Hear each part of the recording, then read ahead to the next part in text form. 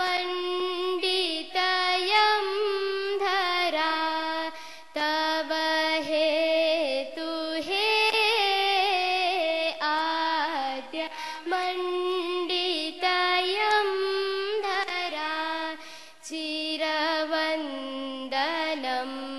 चिरसुन्दरं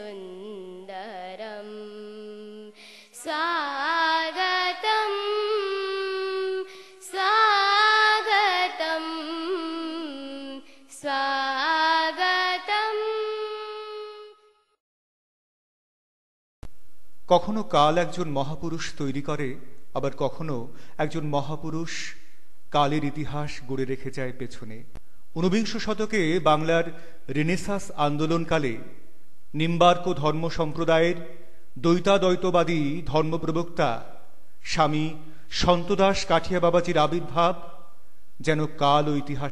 শ্রী শ্রী 108 স্বামী সন্তদাস কাঠিয়া বাবাজি মহারাজের আবির্ভাব বাংলার রেনেসাঁস আন্দোলনে এক যুগান্তকারী ঘটনা। আচার্য সন্তদাস প্রগতিশীল সর্বধর্ম সমন্বয়বাদী নিম্বার্ক ধর্মদর্শনের শান্তির দ্বীপ জ্বালিয়ে যান। মাতঃ শৈলসুতা সুপত্নী বসুধা শৃঙ্গারহারাবলী স্বর্গারোহণ বৈজয়ন্তী ভবতীম ভাগীরথীম প্রার্থয়ে। হ্যাঁ, পা পড়ার সঙ্গে সঙ্গে অহল্যা উদ্ধার হয়ে পাথর ভেঙে নিম্বার্ক ধর্ম প্রবক্তা গড়ে ওঠার একখণ্ড ইতিহাস। দুরন্তপনার কারণে নাম ছিল রনা। কখনো পুকুর ঘাটে সে ওটার অনাবিল আনন্দে দুরন্তপনার প্রকাশ। জমিদারির এক পাশে ছিল টোল।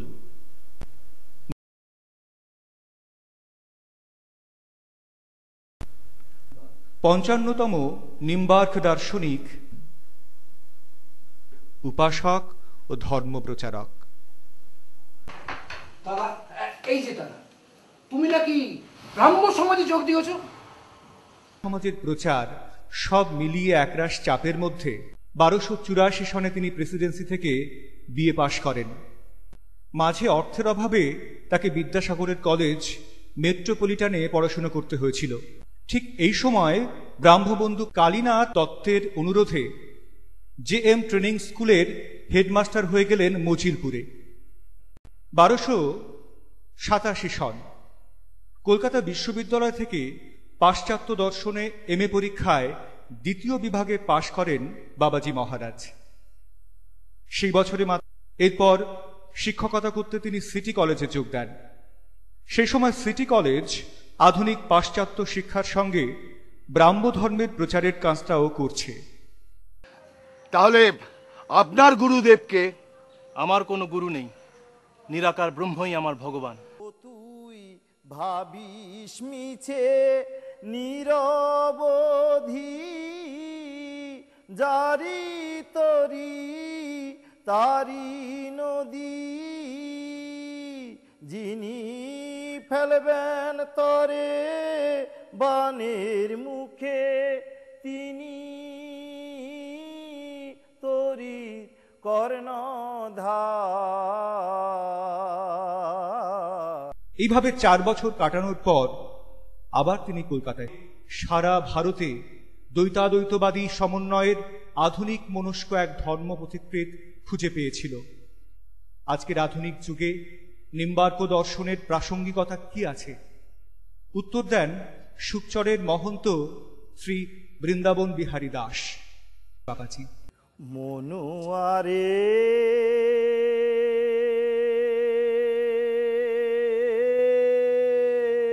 তুই শুধু বেজারে দার, ও তোর হালে বসে আছেন গুরু, কিবা ফলগুন কিবা আশা, মনুয়ারে তুমি সদ্গুরু লাভ করবে। এই দৈববাণীর 3 বছর পর আমরা দেখতে পাই 1301 সনে বাবাজি মহারাজ ও অন্নদা মাতা ঠাকুরানী বৃন্দাবনের গুরু ও রামদাস কাঠিয়া বাবাজির আশ্রমে দীক্ষা নিলেন। দীক্ষাদানের সেই আশ্রম প্রাঙ্গণ নিম্বার্ক ভক্তবৃন্দের কাছে দেবপীঠ হিসেবে নমস্য। সন্ত দাসজির আশ্রম, মন্দির, তার লাগানো বৃক্ষ, তার ব্যবহৃত ঘরদোর, আসবাবপত্র, কুয়োতলা, গোশালা, কোমরবাঁধ এইসব স্মৃতি হয়ে বৃন্দাবনে ছড়িয়ে আছে। 1304 সনে তার জন্য মন্দির গড়ে তোলেন। উদয়পুর থেকে পাথরের যুগল মূর্তি এনে স্থাপন করেন। প্রকৃতপক্ষে দ্বৈতাদ্বৈতবাদী নিম্বার্ক সাধু সন্তদের জন্য এই প্রথম পাকাপোক্ত মন্দির গড়ে। এখানে এই নিম্বার্ক ও ঋষিদের দর্শন ও জীবনচর্যা মূর্ত হয়। 1326 সনে ঝুলন পূর্ণিমার পরের দিন শ্রী বৃন্দাবনের সমস্ত মহন্তরা একত্র হয়ে তাকে মহন্তের পদে বসালেন। তারা কিশোর শ্রী শ্রী ব্রজবিদেহী 108 স্বামী শ্রী সন্তদাস কাঠিয়া বাবাজি মহারাজে পরিণত হলেন।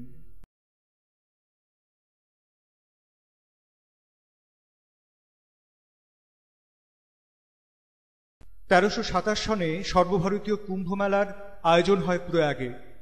প্রাচ্য পশ্চিমী ব্রহ্মবাদী প্রজ্ঞা যেখানে স্বয়ং দণ্ডায়মান, সেই এরপর তিনি দেশভ্রমণে গেলেন। ভারতের প্রায় 3000 বছরের প্রাচীন রাজনগরী ও বৈদিক শিক্ষা দীক্ষার পীঠ কাশী ছিল সন্তদাসজির প্রিয় শহর। গঙ্গা এখানে উত্তরমুখী বহমান। তিনি চেয়েছিলেন এখানেই হোক ভারতীয় নারীদের গুরুকুল শিক্ষার প্রথম প্রতিষ্ঠা।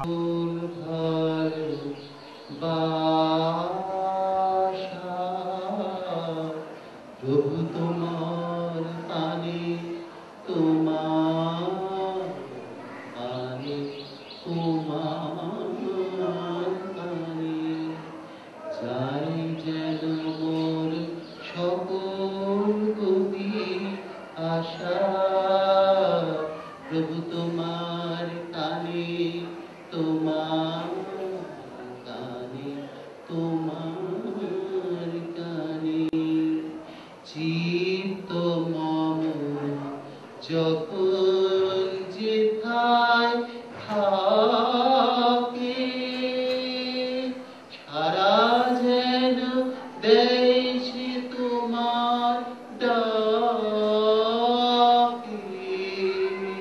চিত্ত মম যখন যেথায় থাকে সারা যেন দেশে তোমার ডাকে সব বাধা যেন টুটে যায় প্রভু তোমার টানে তোমার টানে তোমার টানে। অন্যদিকে সন্তদাসজি শ্রী বৃন্দাবনে মহন্ত হবার পর টানা 3 বছর 1327 থেকে 29 সন পর্যন্ত